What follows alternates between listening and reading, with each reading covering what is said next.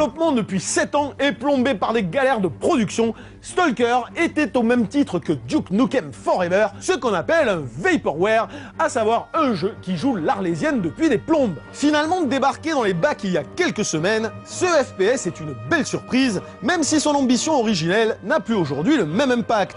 Proposant un univers vaste dans lequel on évolue librement, empruntant au jeu de rôle les concepts d'expérience, de quêtes annexes ou de factions rivales, et parsemé de créatures héritières du survival horror, Stalker n'aurait pas mis 7 ans à débarquer qu'il aurait été considéré comme un chef-d'œuvre.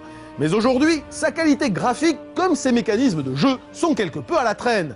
Peu importe, cela dit, dans la mesure où la grande force du jeu tient dans son atmosphère apocalyptique, la zone de Tchernobyl dévastée, offrant aux joueurs un environnement fascinant et étonnamment immersif. Un univers qui, allié à une action intense, suffit à pallier aux bugs d'intelligence artificielle et aux scénarios sans intérêt. C'est toujours comme ça maintenant les jeux PC, c'est mort de rire. Tu commences le jeu, tu dis ah ouais, c'est putain, l'intelligence artificielle elle est bien, tout ça c'est mortel. Plus tu avances dans le jeu, et plus là ça devient comique, ou plus tu commences à sortir des trucs et tu vois des mecs, ils sont comme ça, ils bougent pas, t'arrives derrière, tu fais boum, dans la tête, goodbye, au revoir, il t'a même pas vu arriver, et t'as plein de petits bugs. Ou alors le personnage qui va faire le tour pour te prendre à revers, il va se coincer derrière une porte et il va courir derrière une porte comme ça. Alors t'arrives, tu fais coucou, boum, dans la tête. Et donc ça c'est un peu chiant ce genre de truc.